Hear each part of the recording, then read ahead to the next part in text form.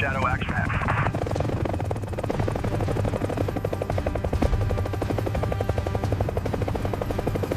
A Black Hawk circles above Mogadishu's Bakara market, October 3rd, 1993. Inside, 16 American soldiers check their weapons one final time. Magazines click, night vision adjusted, flex cuffs ready. The mission briefing said 30 minutes, in and out. They'd done this 6 times before without a casualty. This was supposed to be number 7.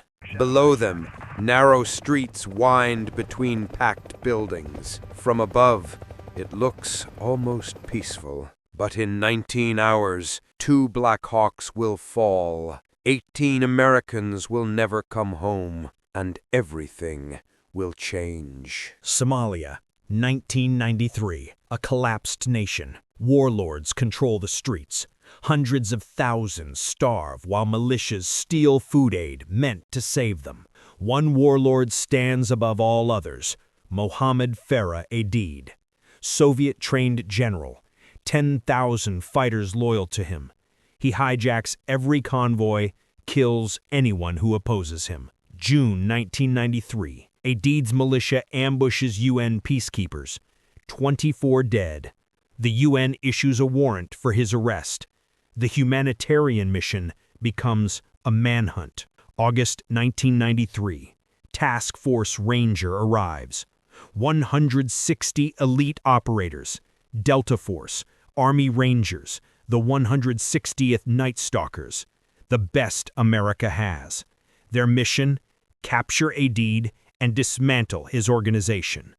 They conduct 6 successful raids. Quick insertions, 30 minutes, no casualties. They're faster, better trained, better equipped than any Somali fighter. But Aidid's militia is watching, learning. They cache weapons throughout the city. They recruit spotters. They smuggle in RPGs. They know that if they can pin the Americans down, take away their speed and mobility, the numbers game changes. By early October, they're ready. October 3rd, morning. Intelligence reports Aid's top lieutenants meeting at a building near the Olympic Hotel, deep in hostile territory, the Black Sea. General Garrison makes the call. They're going in. The plan is standard. Little birds carry Delta operators to fast rope onto the target. Ground convoy of Rangers provide security and prisoner transport. Black Hawks circle overhead. 30 minutes, maybe less. 3:32 p.m. Helicopters lift off. In the streets below, Somalis hear the rotors. They've heard this before. Young men grab AK-47s. Others lift RPG launchers. Women and children take positions on rooftops.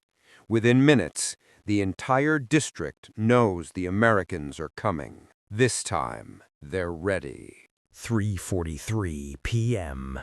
Little birds come in fast. Delta operators fast rope down. They breach the building with explosive charges. Flashbangs. Rooms cleared in 90 seconds. 24 Somali men secured, including 2 high-value targets. Everything according to plan. Outside, the Ranger convoy navigates narrow streets. Above, Black Hawks circle. Crew chiefs watch through open doors. But on the ground, something's changing. Somali militiamen converge from every direction. Not dozens, hundreds. They move through alleys, using terrain to mask their numbers. AK-47s, RPGs, machine guns on tripods. Rangers at the target building start taking fire. Sporadic at first, then heavier. Much heavier. We've got heavy contact, all sides! The volume of fire increases. AK rounds crack overhead.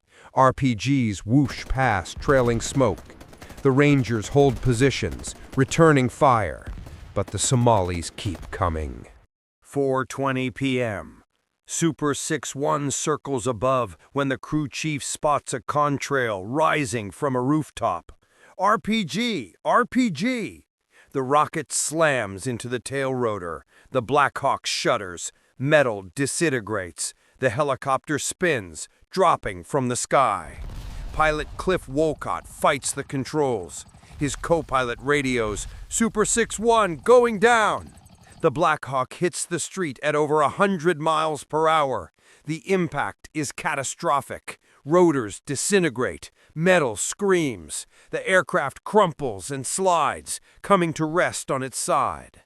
Wolcott and his co-pilot die instantly.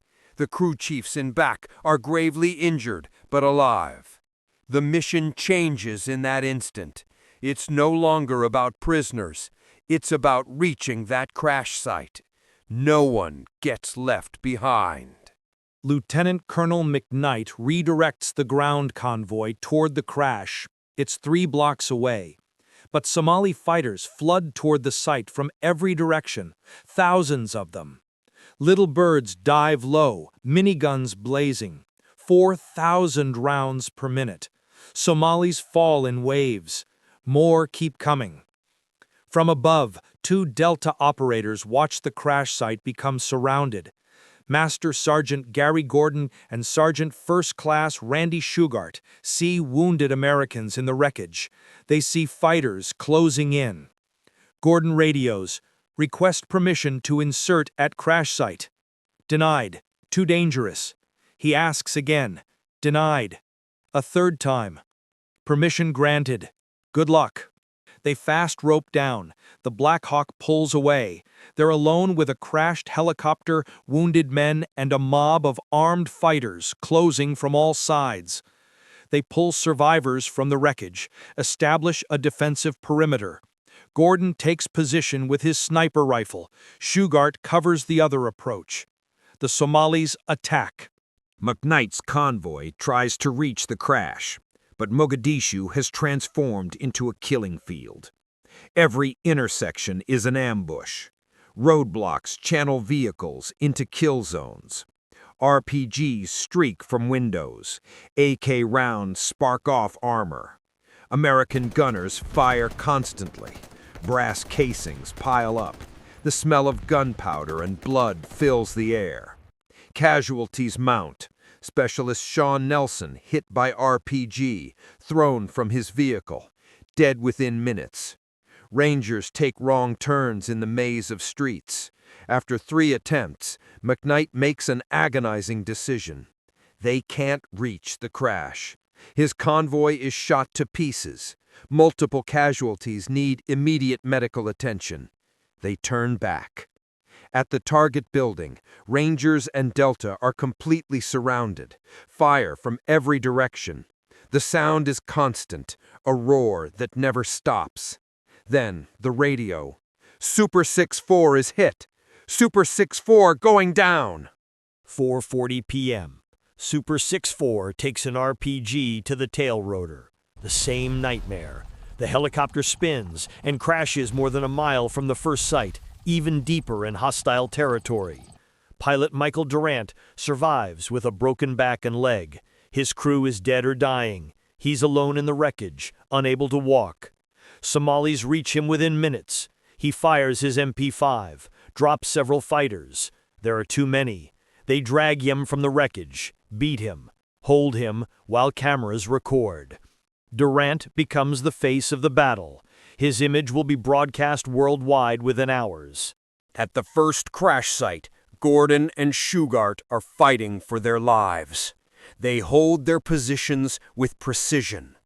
Gordon's sniper rifle, 1 shot, 1 kill. Shugart's M14 in controlled bursts.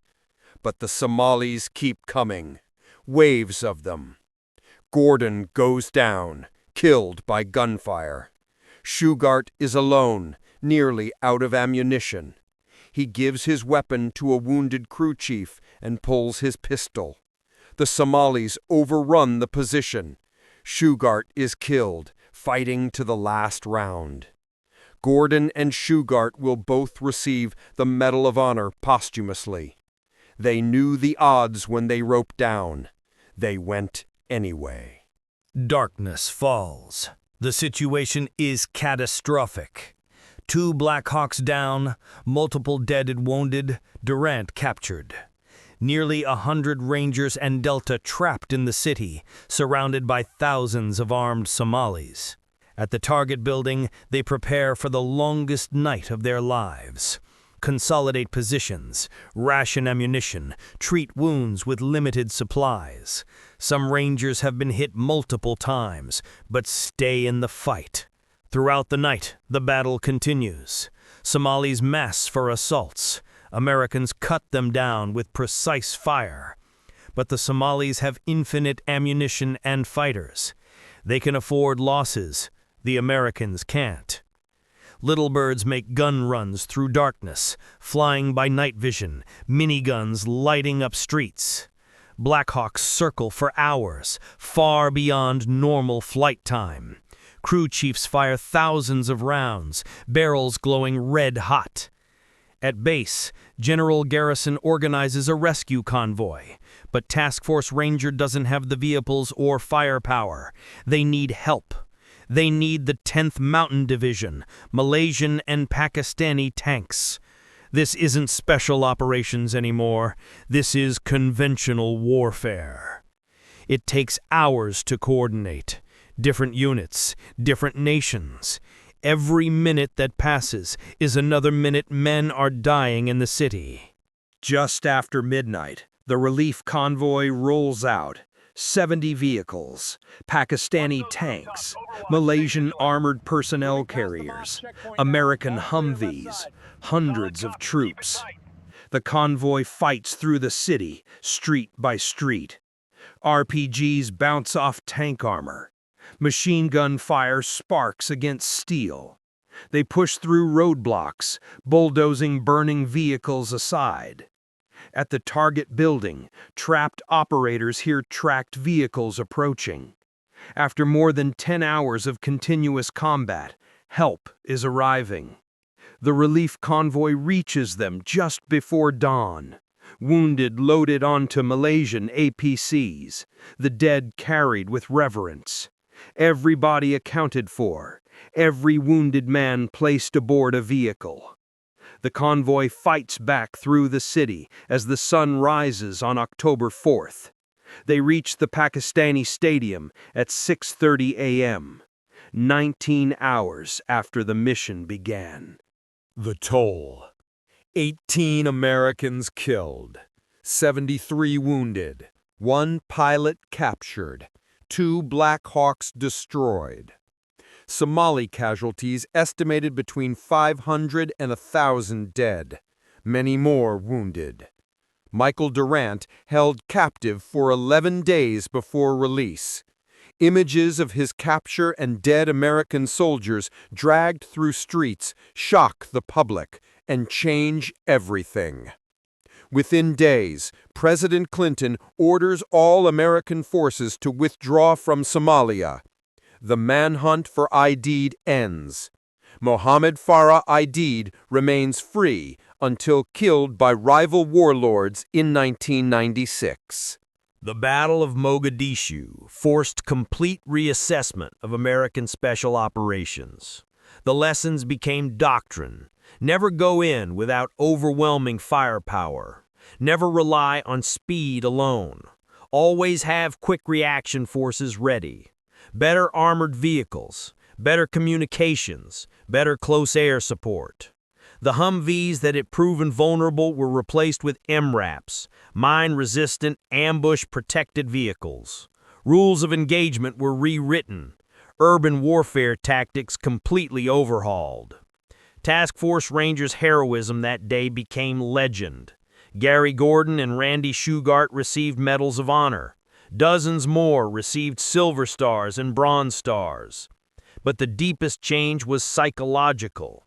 Mogadishu proved that even the best trained forces could be overwhelmed in urban terrain against a determined enemy willing to take massive casualties. It showed that technology and training weren't always enough. The battle influenced every military operation that followed. The caution in Bosnia, the overwhelming force in Iraq, the reluctance to commit ground troops in Libya and Syria. 19 hours in Mogadishu changed how America fights its wars. The operators who survived carried those lessons forward. Many went on to fight in Afghanistan and Iraq, leading the post-9/11 generation with hard-earned wisdom, written in the blood of their brothers.